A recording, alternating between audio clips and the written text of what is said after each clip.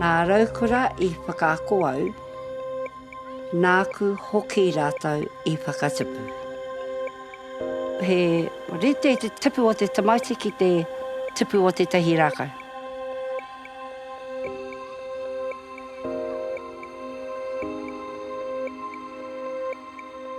Mena he rākau e whakatō ana ko māhuri tonu, ko pakupaku tonu. Ki te kore koe e hāngai I nā hāneaneatanga ki taua rākau, ka kinoa tāwhiri māte, te kaikai. Pērā no te tipu o te tamaiti.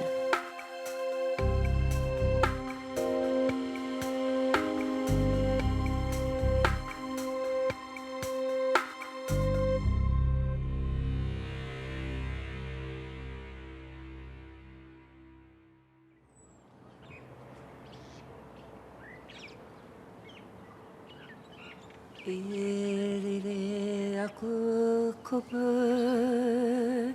ki runga ki raro. Hei hora hia I nā mama o taku wharenei. Kuhu mai anō te wairuara o he rahunga. Ko kaha whakapau wera wera e. Noho koro wai hea ana te rā aroha nui o roto I ahau.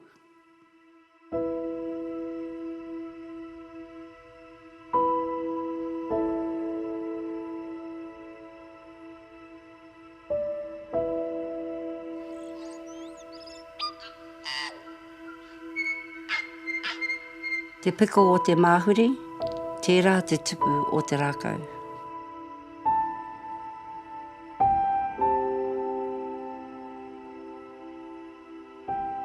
Ko Beverly Mānahi taku ingoa. Ko tahi anō te iwi, whakahirahira rawa atu, ko tainui te waka, ko Waikato taku iwi. He māma noho kāinga taku māma. He pāpā, ko taku pāpā he tangata hangawhare, he kaiako hoki a ia. Ko ia tā taku tino tūtakitanga I te ao māramanai. E rima taku pakeke, ko puta mai te tono mai I te Taituki rau, he tūnga wāte ana, e kimi kaiako ana a te Kau District School. Ko tono taku pāpā ki taua tūnga a ko Waimaria. Ko tīmata tā mātou whaiwhai haere I ngā rikerike o tō mātou pāpā. Nā rere, ko taku kura tuatahi I te kau. I taua wā, reo Māori katoa. E hara ko te reo Māori te reo tuatahi o tō mātou whare. He reo Pākehā ki te tino reo. Ko ia taku tuatahi me ki te noho ki te tei tino ao Māori. I tūwhera tuatahi mai te kura wainga o Kaitaia, ko au te tehi o nā tamariki, nā ākona tuatahi o Tawakura. I au I reira e tino pupu ake mai te hiahia o ku mātua, te pānui, te tuhitui. Nā reira ko ia te kura I kaha pāngai mai. Māua ko taku tūnane tērā, I hariki era kura e rua o Kaitaia.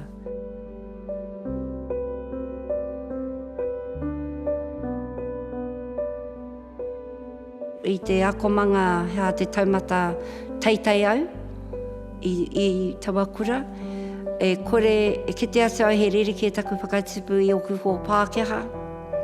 Ka mutu e kore e kahana oku ho Pākehā te pohiri mai ki au te haere atu ki o rātou kāinga. I pērā anō te iwi Māori.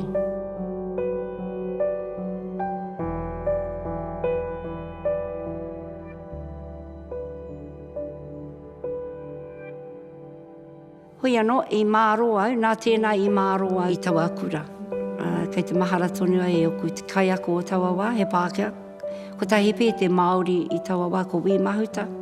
katoa ati o nā kāhui kaiako o te kura wainga o Kaitaia, he Pākehā. I tipu ake ahau, ko kite ase au i te ririke o te kiri. Te me he tino kiri te arau ase o ku mātua, he kiri pango ki tāku.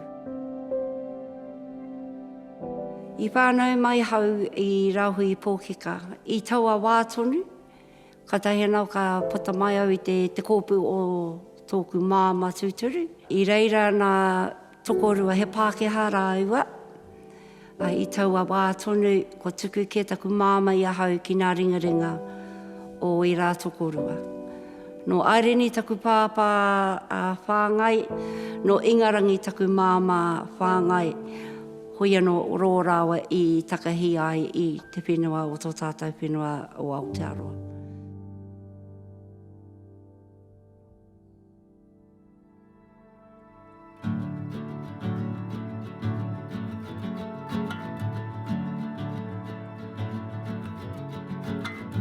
E rua tau au i taua kura, ka mutu i puawai nā ahuatanga o te kohine, kua kaha whaiwhai au i nā tama, ka rea rata ana ki taku pāpā.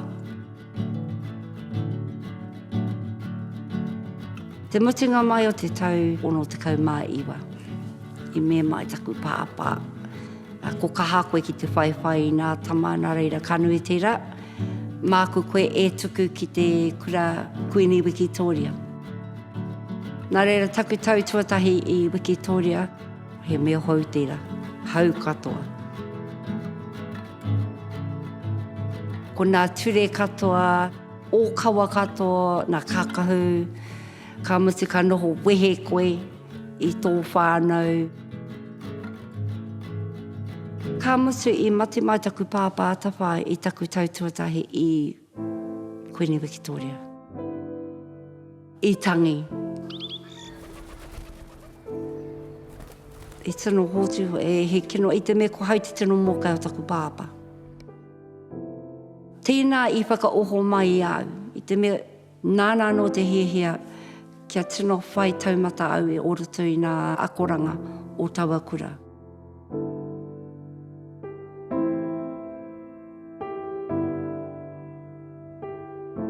I rungo tonu ana i tōna wairua e awhi ana, e pati mai ana i ahau kia mai ahau. Nā reira taku tau tuarua i Wikitoria, kua tau ki oku katoa.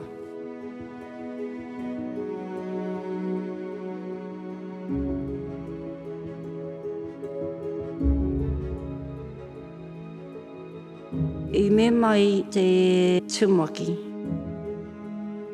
E rua noi ho nā ara mo te kōhine hei whai ki te mutu ki te kura. Ko te ara tuatahi, ko te ara o te mahi nehi, ko te ara tuarua, ko te ara o te whakaako tamariki. A tōna wā, ko te tino whainga nui o te wahine, ko te whakawhānau tamariki, ki te tiaki tamariki, me te tiaki hoki, i tō rangatira. Nā kona i kōwhiri, hai aha te ara nehi, i te mea ka reo e rata ana ki te toto. Pai tone kia whai au te ara ki te tohu kaiako. Nā reira no te 25 i tono ai ki au te parewananga o Waikato.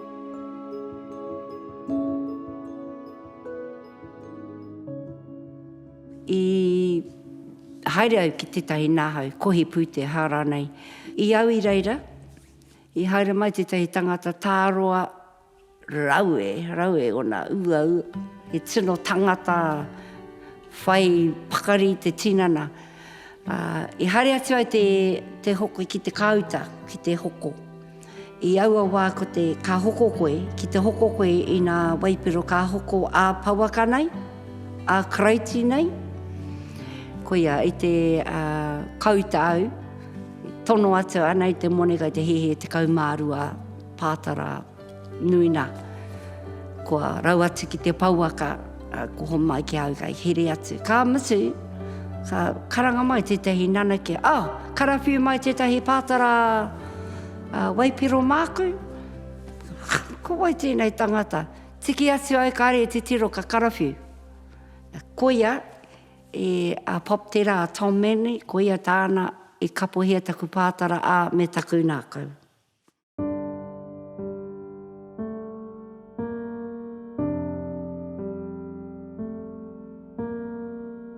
Ko hau tētahi te taia e au te whakawhānau tamariki. Te kaumā uno pea, taku pakeke me mai taku nene o kiroa, te taia e tērā tamāhine te whakawhānau tamariki. Rua te kaumātahi, rua te kaumārua pea, taku pakeke e kohu atu au ki te hohipera kia whakamātautau i taku tinana. Me taku kore whakaapono ke nā kupu a taku nēn.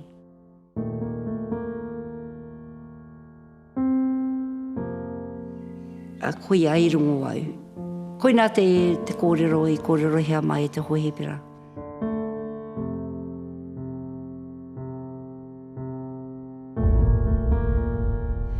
I pupuri au tērā, kare au e kaha kōrero ki a Tom. Ko te pikitea i puta i au, ki te mārama a Tom te tae au te whakawhānui tamariki, ka wehe ia.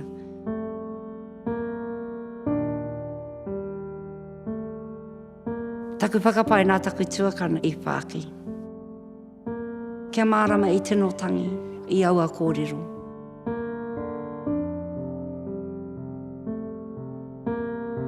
Te taia e au te kōrero e rā kupu, nā taku whakamā. He whakamāra wātu, he taumaha, he taku mātaku, ka wehe taku tāni au. E rā auhatanga katoa.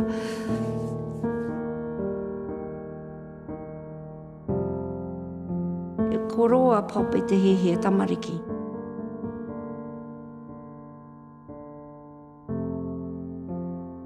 Ko tāna hea he tama.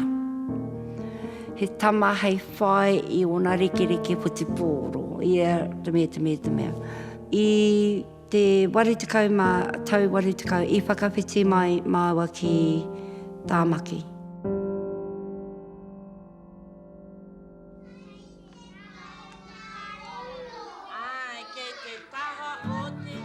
The kohanga reo, or language nests, have proved an inspiration for the Māori people in the fight to save their language.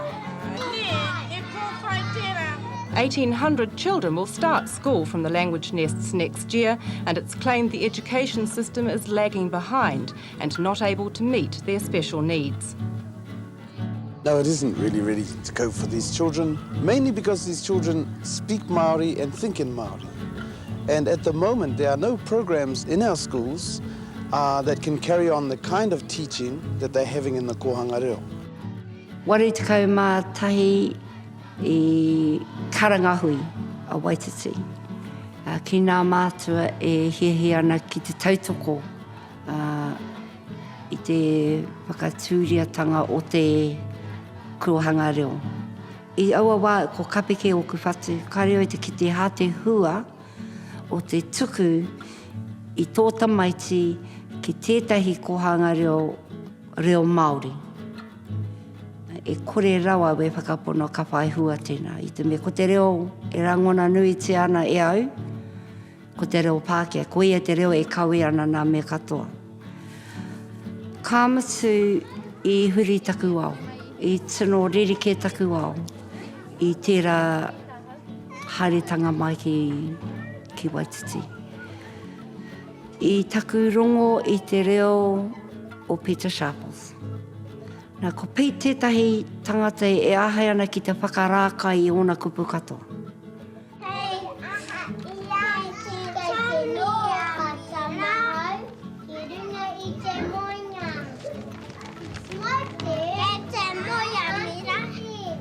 Taku kuhu atu ki te kohanga reo i reira, ko nata pēr i te heo waku hia i te mea ko te matahau ki te whakapoi ki te whakako. Nā moroti, nā tamariki i nohi, ko whai wāhi au ki te awhi, nā pēpē, ki te uina katoa, ko kaha taku reo, ko kaha hoki taku kaha manaki.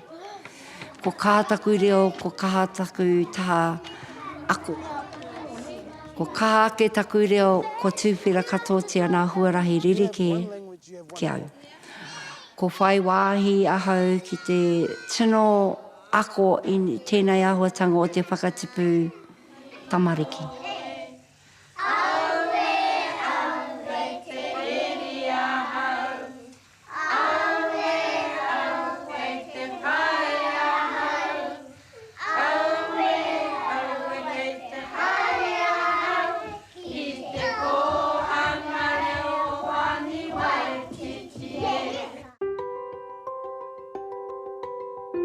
Prime Minister David Lange was making his first visit to Huani Waititi Marae.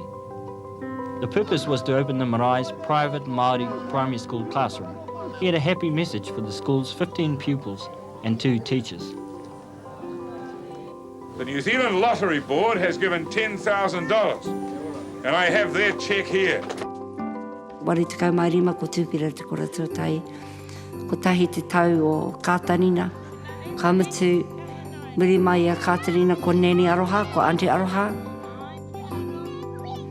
No muri mai I Auntie Aroha ko Whaia Ebala. Nā reira, I whai au I nā rikiriki o Whaia Ebala ki te kore tuatahi.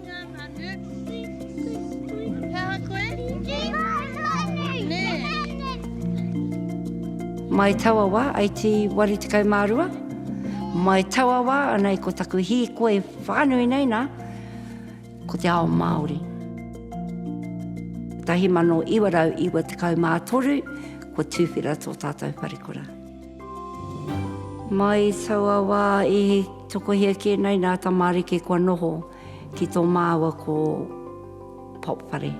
Ko te manaaki noihoa, nā anei te āhuatanga o tētahi āhuatanga o te atapai tamariki.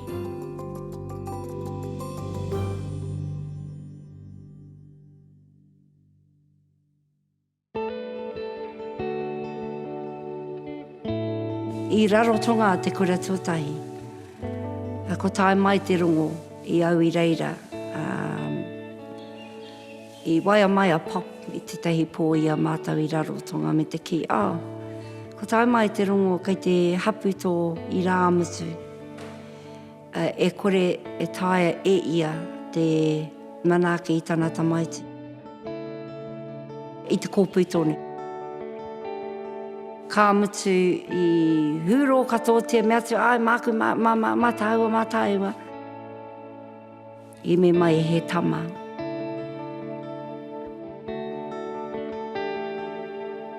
E he rite anō ki taku whānautanga mai, whānau mai au, ka hotu, I pērā anō te āhuatanga o taku I rā mutu kia au, I taua wā ko tau ke te wairua, ara nau tēnei. Ko tāwara te tino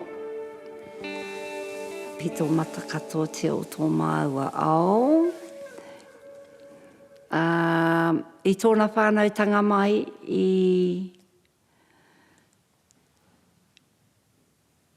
ko tino tangi te karanga. Ko e karanga nui nei I nā roi mata, I tino waipoke I nā roi.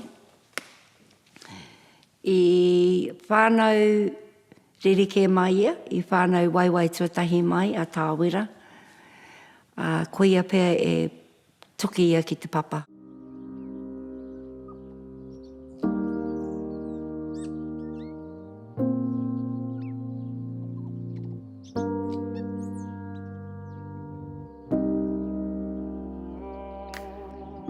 He rite te tipu o te tamaiti ki te tipu o te tahi rākau.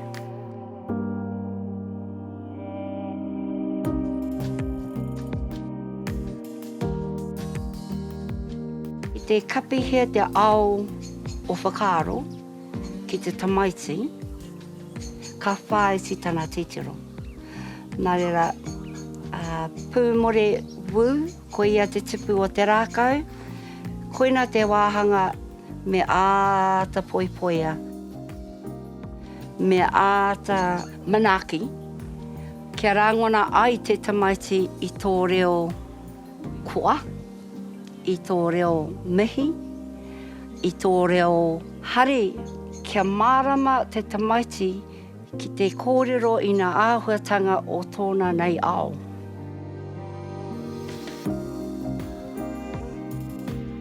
Te piko o te māhuri, tērā te tupu o te rākau.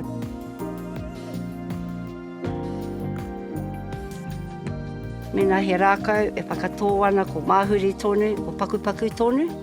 Ki te kore koe e hāngai i nā hāneaneatanga ki taua rākau, ka kinoa tāwhiri māte te kaikai. Pērā no te tupu o te tamaiti.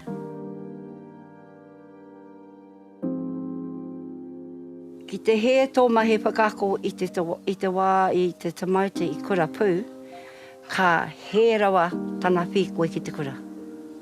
Nā reira, me nana te kai ako ki te tuku i te aroha.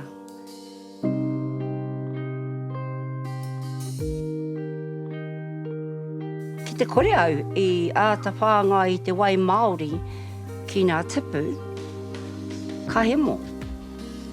Pērā no te nui o te aroha ki te tamaiti, ki te kore te tamaiti i rangona i tawa aroha, ka noho ki roto, ka pupuri.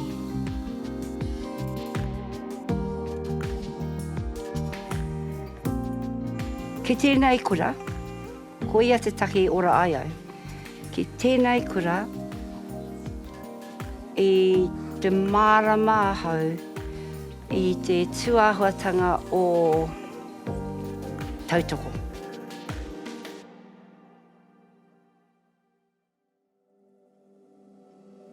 Nā te marae ahau i ora ai, i tōku reo, i oku tikana.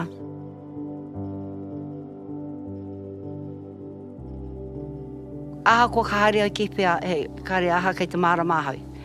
He Māori ahau. He wahine toa, ki ora toa no i ahau me taku whānau, he tō koe māma, koe ia taku, te kōrero taku tama. Ka mau au ira, mo ake tonu.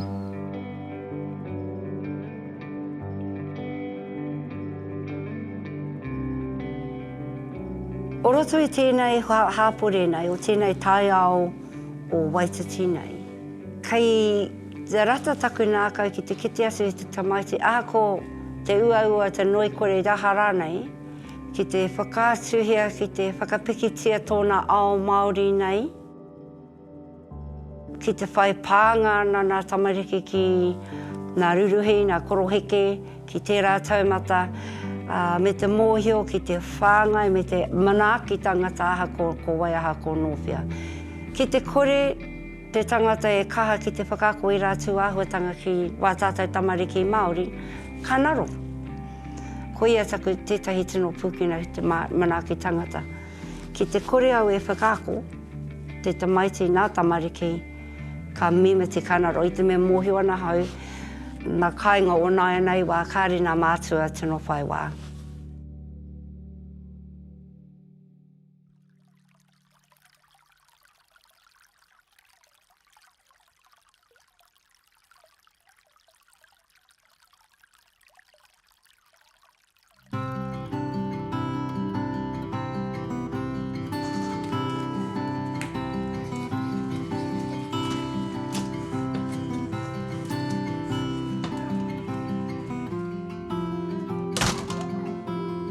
O nā raukura o One Waititi Rawatu, ki te whānau tamariki mai, he mokopuna katoa ira aku. Nā reira kei te taki wā o te rua raupe aku mokopuna.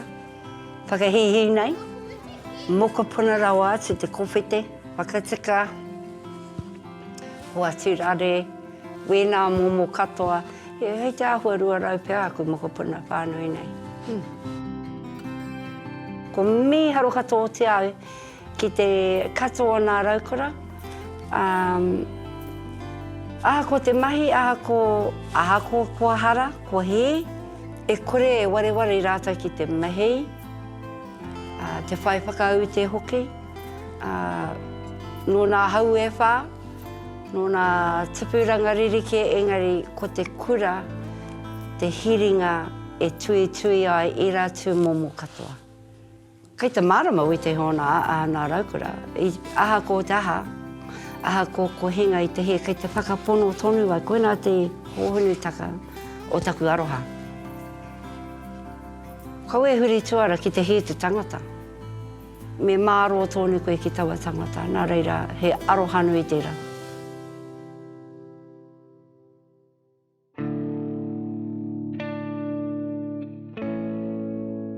Ia e nei ko nā tipuranga o i rā tamariki.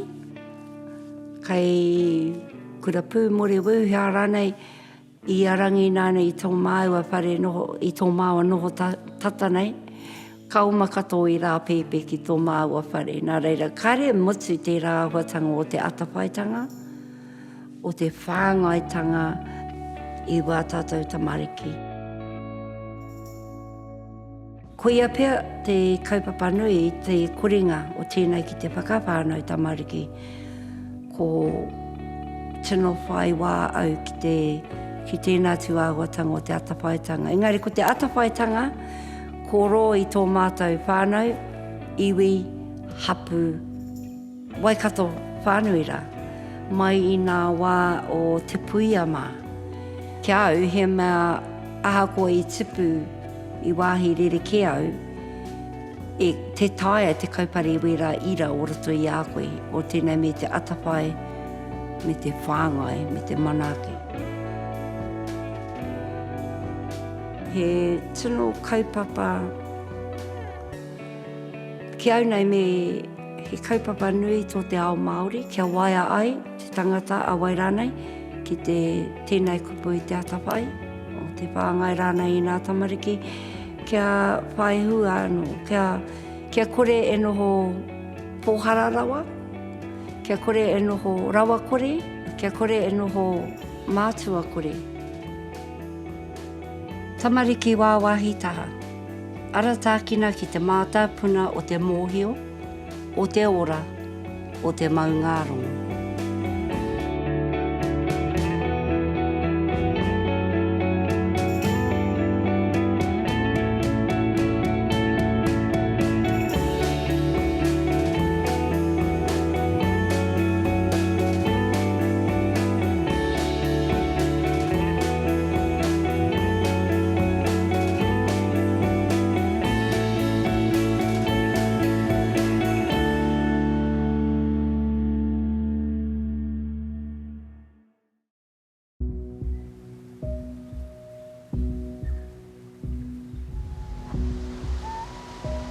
Ahakoa e kāre koe e matatau ana ki te reo Māori, mā o tikanga, koe e wairua Māori ai. Me he mea kāta kōrero hia, kāta poipoi, kāta tiakina, ina te iwi Pākehā, me kau e whakahahani, me kau e whakaparahako, ka tiakina rātou i a koe. Me ki kāroha nui rātou ki te whai atu, i ngā kaupapa o te ao Māori. Koe rau i whai atu ai te rā ara. Me toia te ao Māori ki reira. Kia whaka tangata whenua tia te ao Māori ki roto i te ao Pākehā. Kia noho tuakana te ao Māori